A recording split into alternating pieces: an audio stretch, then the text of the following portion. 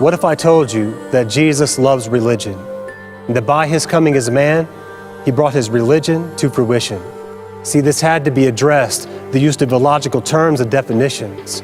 You clearly have a heart for Jesus, but it's fueling atheistic opinions. See, what makes his religion great is not errors of wars or inquisitions. It's that broken men and women get to participate in his mission.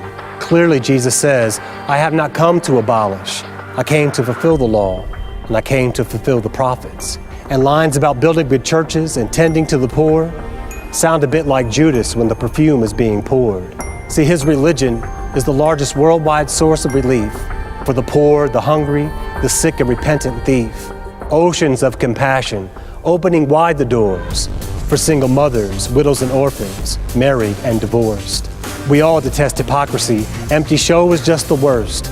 But blaming religion for contradiction is like staring at death and blaming the hearse.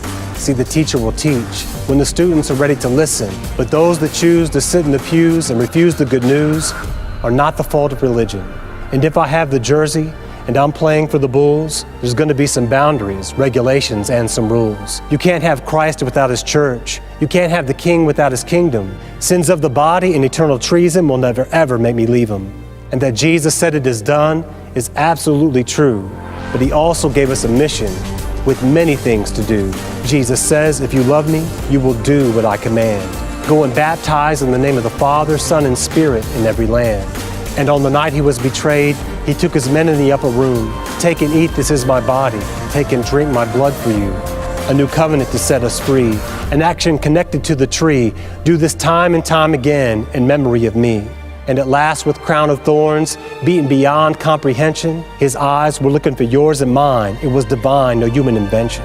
So as for religion, I love it. I have one because Jesus rose from the dead and won. I believe that when Jesus said, it is finished, his religion had just begun.